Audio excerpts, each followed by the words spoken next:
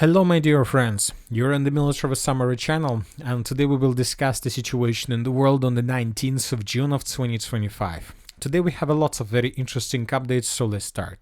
And during this video we're going to discuss the situation in the Middle East, another round of escalation, but this video, when talking about the situation in the Middle East, we're going to pay attention to China, because we see that China enters the game. China decided not to be in the shadow, China decided to join this game, and obviously, and according to information we had during the previous 24 hours, we see that China is going to take full responsibilities for the defense of Iran, for intelligence information, for production, for everything. So China will give the Iranians everything they need with the purpose to fight with the United States of America and of course with Israel. We will discuss this in details because this is a very interesting situation. And of course, during this video we're going to talk about the special military operation where the Russians continue their offensive along the entire line of combat contact, and we're going to discuss the most important updates that are coming from the Kostiantynivka direction, where the Russians during the previous 24 hours managed to improve their position significantly and basically to cut and cauldron the forces of the armed forces of Ukraine. So let's start in details and let's talk about the Middle East. As we discussed during the previous video, the United States of America finished their process of evacuation of their assets from the Persian Gulf. We're talking about the states of Qatar and Bahrain. The United States of America evacuated their aircrafts from this area, from the biggest airfield in the state of Qatar, and the United States of America evacuated their navy. They left the Persian Gulf towards more reliable positions. As we discussed, the United States of America did this because if anything starts with Iran, obviously these two bases would be attacked by the Iranians immediately, and obviously everything would be destroyed within several hours after something happens between Iran and the United States of America. But the thing is that currently the Persian Gulf is not empty, because today we got probably the most important update that satellite photo confirmed two electronic surveillance ships, 855 and 815, are both in Persian Gulf, and these two ships belong to China. So, and these ships can track planes, missiles, guide missiles, as well as conducting electronic magnetic interference and intelligence analysis.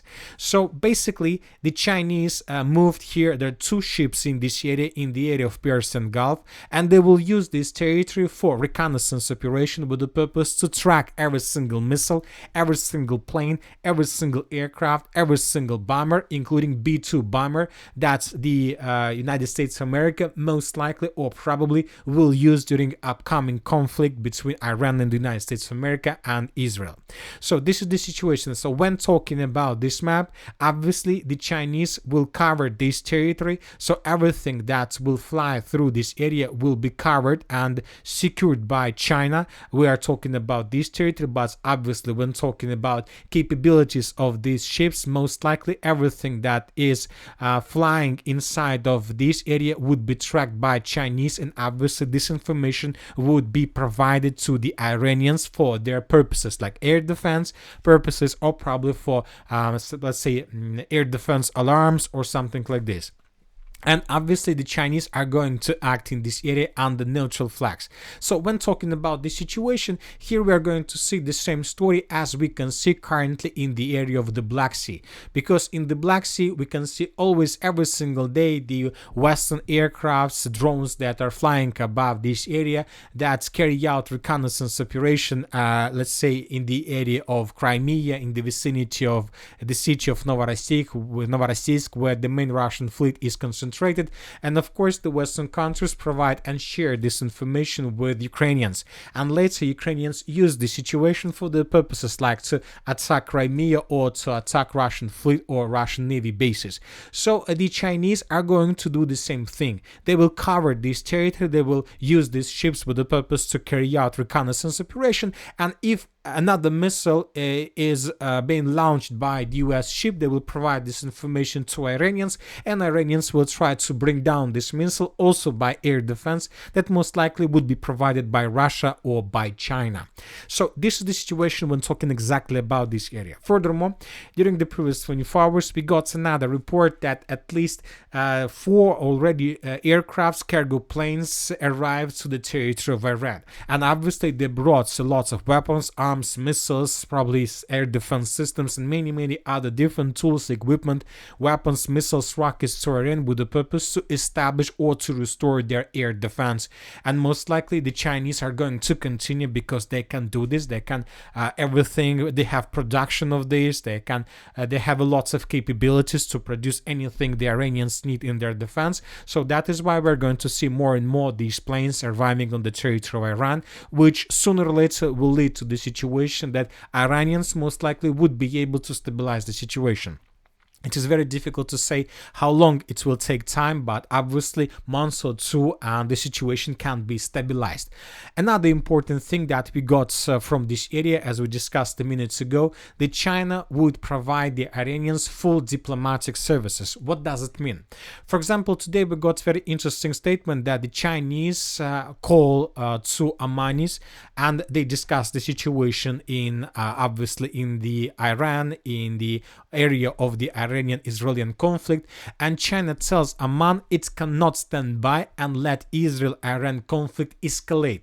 So what does it mean? From this perspective, it's just a message. It's just a message, a simple diplomatic message where the Chinese ask Amman not to allow the conflict to escalate more. But when talking about the real situation, obviously we understand that Chinese called today to Ammanis with the purpose to force them to close their airspace above the state of Amman.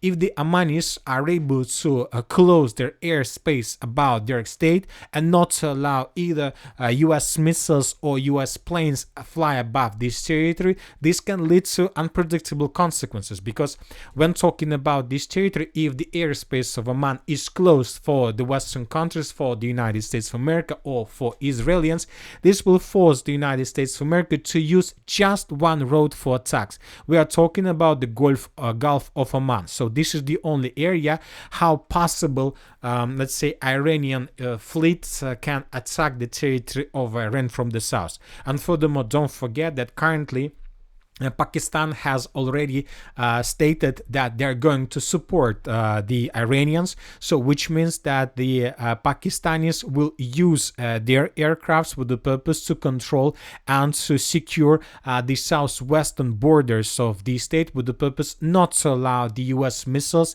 and US aircrafts to enter the space of Pakistan, because this is going to be the violation of its state laws or something like this. So this is exactly what the Chinese are trying to do right now, and this is most likely the price that the Chinese are going to pay, or the Pakistanis are going to pay this price due to a favor that China made to Pakistan during the conflict between India and Pakistan by providing everything the Pakistanis needed in that war, and obviously the Pakistanis would be forced to follow these agreements. So we see that despite the fact that the United States of America deployed significant fleet in the southern part of this area, we see that there has less and less places and space for maneuvers when talking especially the Gulf of Oman. So this is the situation. Anyway, let's wait and see what is going to be next. But once again, if China are able to force Oman and Pakistan to do everything they ask, this will force and this will allow the United States of America to use just this corridor for attacks. This is too small space for attacks, obviously too small space, and this can lead to huge losses from the side of the US aircrafts or something like this. And once again, the Chinese are going to carry out all these operations like diplomatic and this surveillance operation using the neutral flag, which means that the United States of America, neither the United States of America nor Israelis would be able to attack these ships or to do anything with them, as the Russians still haven't found any solution how to fight with the reconnaissance drones and aircrafts of the Western countries and the NATO countries above the Black Sea. Another important call that was made today between China, what took place between China and the Egypt. Today they discussed also the situation between Israel and Iran. They were talking about a non-escalation of the situation. They were talking about how to control the situation, how to de-escalate the situation, and what kind of things and what kind of role Egypt can do in all this situation. So the most important, how to create conditions for returning to negotiations. So this is the statements that were made by China after a call between Egypt and China. Of course, this is the version for us, for you, for me to understand what's just regular phrases without any specific. But when talking about the real situation, obviously the Chinese were calling to the Egypt authorities with the purpose to discuss the situation along the Suez Canal. For example, today, according to information we have, the UK aircraft carrier Queen Elizabeth has passed through the Suez Canal and is heading towards the Yemeni and then Iranian coasts, which means that the Western countries and the coalition of Israel, Western countries, NATO countries, and the United States of America currently have possibilities to use Suez Canal for military purposes and, the most important, for logistic. Because imagine yourself the situation if somehow the Chinese or the Iranians were able to block the Suez Canal. Obviously, this will lead to the situation when the entire US operation will collapse automatically, because without this Suez Canal, the United States of America will not be able to continue this operation against the Iranians. They will be forced to change their logistic using Africa as the main supply road, and this is too long. This is too long, too much, and obviously very expensive. But the question is whether the Egyptians are able to close this canal, Suez Canal, or to limit this canal for some vessels or ships under the pressure of China. And when talking about this situation, we can discuss the Constantinople Convention of 1888.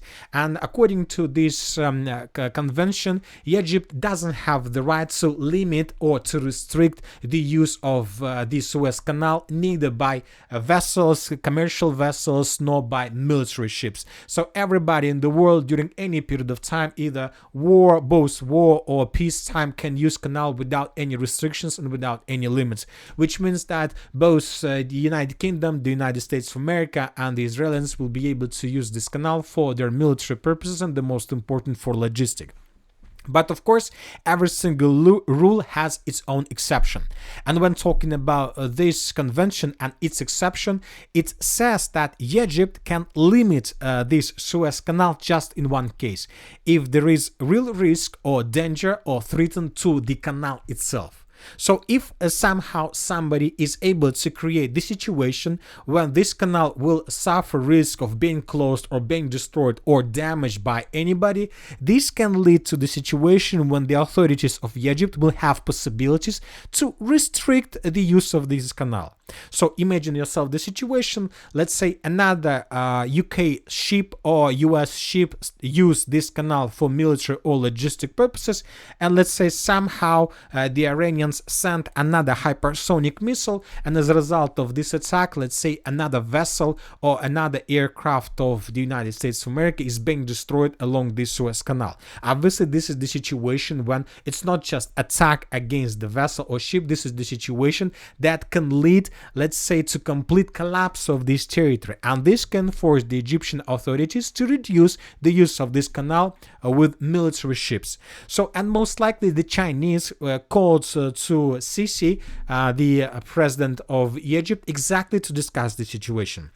Once again, Egypt can't close the canal right now. They can't do anything with this, because this is going to be probably a break of the rule, international law, and this can lead to unpredictable consequences to Egypt itself and so on. So that is why. But if something happens, this can lead to a very interesting situation. So most likely the Chinese were talking about this. Obviously, China has some influence on Egypt, and most likely they were talking and discussing this situation as well. as well.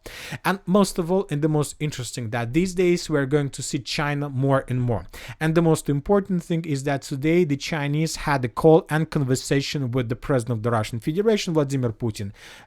Comrade Xi Jinping talked with Putin. They discussed the situation in the world, they discussed the situation in the Middle East, and they discussed and they came to conclusion that they are both on the same side. They are both on the same page. They understand everything. They completely confirmed the words of each other, and most likely also this is the version for us. So what we should see about the talks, but obviously they were talking about the areas of responsibilities. So the Chinese and the Russians discussed what exactly each side should do with Iran, with its defense, what the Russians are going to do, what the Chinese should do with the situation, how to stabilize the situation, how not to lose control over the entire state, how to save and to secure the leadership of Iran, and who is going to do what. The Chinese is going to be responsible for intelligence, for shipment, for supplying support, for diplomatic services, and most likely, and I expect and I believe that Russia will provide the Iranians maybe some air defense systems, maybe missiles,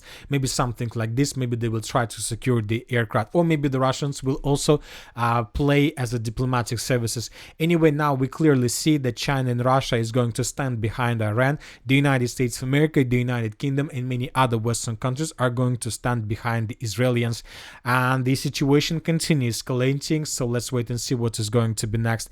And today we got another round of escalation once again. Today, according to information we have, the Israelis attacked the nuclear reactor in the area of Arak. This is, let's say, not functioning reactor. The Iranians were planning to launch this reactor just in 2026, but obviously this is the loss of huge money from the Iranian side, because as I understand they were planning to finish the construction and so on.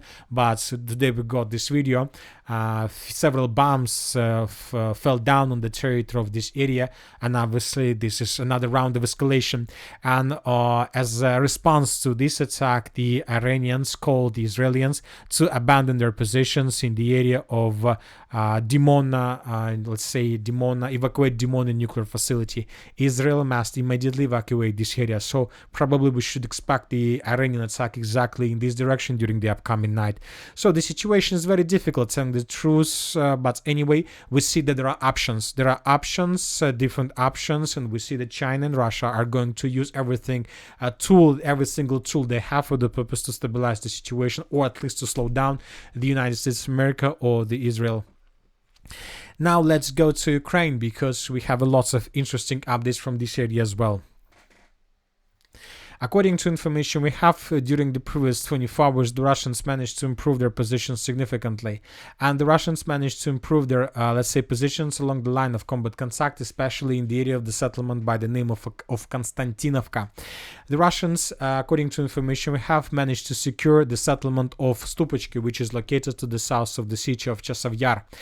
We haven't adjusted the map. This territory was colored in Russian favor a long time ago based on the report that was published by the Ministry of Defense of the Russian Federation.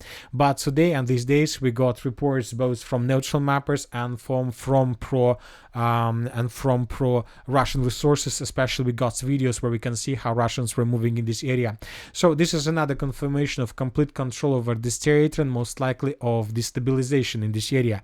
Now most likely the Russians are moving further in the southwestern direction. According to geolocations and updates, currently there are very heavy clashes for the settlement of Pritiechina. The Russians have already established complete FPV drone control over this territory, trying to destroy as many as possible Ukrainian vehicles and positions, reinforcements and reserves that Ukrainians are sending in this area with the purpose to stabilize the situation. But the Russians controlled the situation. Ukrainians suffered huge losses, and most likely during the next several days we might get first geolocations and first, let's say, videos exactly from this area. Currently the main Russian purpose is to take under control this territory. If the Russians are able to establish complete control over this territory, this is already going to be the beginning of the battle for the southeastern part of the city of Kostiantynivka itself, because the distance between possible Russian positions in this area and the city of Kostiantynivka itself itself would be less than 3 kilometers. But this control is not the most important thing. The Russians need to answer and to secure the village of Pritekyno, because first of all they need to establish complete fire control over the road that goes between the city of Kostiantynivka itself and the southeastern part of the Kostiantynivka pocket. Because if you take a look at this map, as you can see, during the previous 24 hours, the biggest numbers of updates are coming exactly in this area. The Russians establish complete control over this territory. The Russians destroy every single vehicle or every single position they managed to discover. And during the previous 24 hours, according to information we have, the Russians managed to improve their positions once again, exactly in the southeastern part. The Russians secured the central part of the northern Delievka, and maybe tomorrow or the day after, the Minister of Defense of the Russian Federation will confirm complete control over this territory. Furthermore, according to information we have, the Russians managed to improve their positions along Seversky Donetsk-Donbass Canal and to get as close as possible to the settlement of Belagora by taking under control additional trenches and fortifications exactly in this area. So the Russians are moving, trying to improve their positions, and during the next several days, most likely the battle for Belagora itself is going to begin. This will allow the Russians to get as close as possible and to create something like semi-encirclement of those Ukrainians who are currently located in this pocket, because there are also lots of Ukrainian forces exactly in this area, especially in the area of this forage, which was turned into a huge fortified area a long time ago. So the Russians will try to tighten the noose around these positions and at the end to force the Ukrainians to fall back. The Russians need this offensive operation because they need both control over these villages and over this pocket, and especially the Russians need control over the territories of the settlement of Nilipovka, Plishevka, and these territories. The Russians are tasked to establish control over this territory also in the very near future. And when talking about this square, this is very important for the Russians because according to reports we got, the Russians managed to encircle and to cut and cauldron the Ukrainians who are currently located to the south of the Kleban-Buksky pocket. When talking about the Kleban-Buksky pockets, as we discussed in the previous video, the Russians, as a result of offensive operation, managed to break through Ukrainian defense in the southwestern part and to establish complete control over the southern part of the settlement of Alexandra Kalinova. We came to this based on this video that was published by the Ukrainians. You know that and this is a very important video because it's not like a video where we can see Ukrainian drone that was flying above positions of Russian sabotage and reconnaissance group and how Ukrainian drones were destroying Russian forces. This is not the kind of video where we might see Russian motorcycles moving in the direction of another position with the purpose to break through the Ukrainian defense. This is the video where we can see Russian convoys, armored vehicles, armored rush, total tanks, protected tanks with additional protection entering the southern part of Alexandra Kalinova and landing infantry. Just in this video we could see at least 2 vehicles that enter the southern and the central part of Alexandra Kalinova and how the Russians managed to land infantry. So this is exactly the moment when the Russians land infantry exactly in the central part. So according to this video, one of the episodes, the most important episode, was located exactly in this point. And based on this video, we colored the entire territory. So to the south of Alexandra Kalinova. And now from this perspective, we see that the Russians are just at 700 meters from the main road, supply and support road N20, that goes further in the eastern direction along 0524 road. So now we understand that most likely this road was cut by the Russians physically, or at least the Russians established very tough control over this territory with FPV drones and with artillery and mortar strikes. So we believe that Ukrainians lost any possibilities to use this N20 road for supply and support of their contingent on the territory of Katerinovka, Kleban, Byk, Sherbinovka, Novospassky. So we're talking about this pocket, and as we discussed during the previous, let's say, part of this episode, the Ukrainians are about to lose their supply and support lines that goes from Ivanopolia, Plishivka in the southern direction. So both lines are already under complete Russian fire control. We believe that during the next days we're going to see more and more losses from the Ukrainian side. Now the Ukrainians have just 2 options, either to begin evacuation from this area, or the Ukrainians need to carry out counterattacks in the area of Alexandra Kalinova with the purpose to restore control over this territory and restore control over supply lines and to maintain the corridor for evacuation. And the Ukrainians can counterattack the Russians in the northwestern part of the city of Terezk, also with the same purposes, to maintain corridor and to create a space for Ukrainians in this pocket for evacuation. Currently, it's very difficult to say how many Ukrainian soldiers are there, but obviously we're talking about several hundreds, probably even about several thousands. If the Russians are able to cut them in cauldron, this is going to be huge loss for Ukrainians and huge loss from strategical perspective. Now let's move further. During the previous 24 hours, the Russians published a very interesting video. This video was published by the Russian sources affiliated with the Ministry of Defense of the Russian Federation. And in this video, we can see how Russians were bombing and attacking Ukrainian positions and temporary deployment points in the area of the city of Zaporozhye and in the area of the village of Vladimirovka. As a result of these attacks, several deployment points of the armed forces of Ukraine were destroyed. Ukrainians suffered huge losses, according to the Russians. As for now, we haven't received numbers or let's say videos that can confirm losses, but obviously we see that the Russians control the line of combat contact and deep rear. Now let's move further and let's discuss the situation in the Dnipropetrovsk direction. During the previous 24 hours, we received lots of very interesting updates. According to information we have, according to the Minister of Defense of the Russian Federation, the units of the Group of Forces Center managed to establish complete control over the settlement by the name of Novonikolaevka. We're talking about this village, which is located on the border with Dnipropetrovsk region.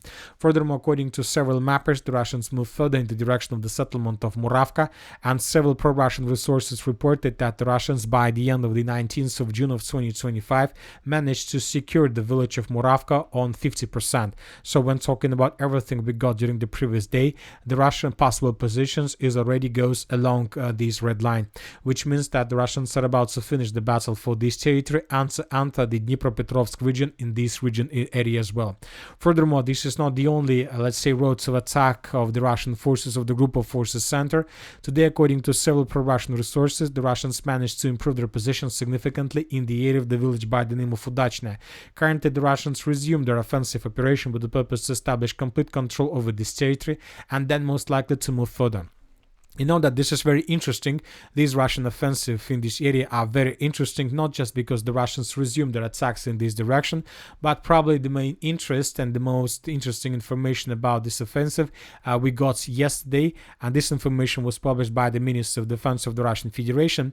And according to information we have, the Chief of the Russian Armed Forces General Staff, First Deputy Defense Minister General of the Army Valery Gerasimov, inspected the formations and units of the Combined Arms Army as a part of the Central Group of Forces. So yesterday Gerasimov visited exactly this area, and most likely yesterday, maybe not yesterday, maybe those days, the day before yesterday, he made the final, he gave the final instructions to the commanders of this group of forces with the purpose to begin their offensive or resume their offensive exactly in this area on the southwestern and the western flank of the city of Pokrovsk, with the purpose to get as deep as possible on the territory of this the Dnipropetrovsk Oblast, probably even with the purpose to outflank the settlement of Novopavlovka from the north and the northwest, and probably to establish complete control over the settlement of Mizhova. And after the Russians published this piece of news, the Russians began offensive, as you can see according to different sources. At the same time, the Russians continued their offensive operation in the direction of this pocket. During the previous 24 hours, the Russians managed to improve their positions. We got geolocation and video that can confirm this. In this video, we can see how Ukrainians were attacking Russian units in this area, and this video confirms Russian control over these fields along the anti-tank ditches. Furthermore, during the previous 24 hours, the Ukrainians continue attempts to evacuate their soldiers from this pocket using vehicles, light vehicles, but the Russians have hundreds of drones in this area, and as soon as the Russians discovered the movements of Ukrainians in this area, they attacked this vehicle with FPV drone, as you can see. As a result of this attack, this vehicle was damaged and destroyed. Furthermore, the Ukrainians during the previous nights sent several groups of forces with the purpose to stabilize the situation along the flanks, with the purpose not to allow the Russians to cut this pocket completely. Now the Ukrainians are focused on maintaining this area with the purpose to allow their units to evacuate themselves, and in this video we can see how another group of Ukrainians came to edge position with the purpose to stabilize the situation along the border between Dnipro and Dnipropetrovsk Oblast, while the Russians discovered these vehicles and destroyed them immediately. So as you can see, the situation in this area remained tense. At the same time, the Russian forces continued their offensive operation in the direction of the settlement of Zaporozhye, Zirka and Yalta. During the previous 24 hours, we got lots of videos how the Russians were bombing and attacking this territory. Currently, there are very heavy clashes. According to information we have, the Russians answered the village of Zaporozhye several days ago from the eastern part, and now we see that Ukrainians show fierce resistance. The Ukrainians are not planning to surrender, and most likely they are going to fight for this territory for as long as possible. But maybe the main problem for the Ukrainians is that they don't have possibilities to evacuate themselves because they're completely surrounded by the rivers. And most likely there are anti-retreat forces behind these rivers that will hold their lines for as long as possible, with the purpose not to allow the Ukrainians to abandon their positions. So maybe these Ukrainians don't have any other option but to fight for this territory for as long as possible, while the Russians are pushing and pushing and pushing. So as we can see, the situation for the Ukrainians in this area remains tense, and most likely during the next days we're going to see additional rounds of escalation in the area of the special military operation, and of course in the area of the Middle East, because China, as we discussed, answers the game. And that's it for today. Military Summary channel reminds you, you condemn any violence in the world. Thank you for watching, subscribe to my channel, put your likes, join my Patreon, and have a good day. Bye bye.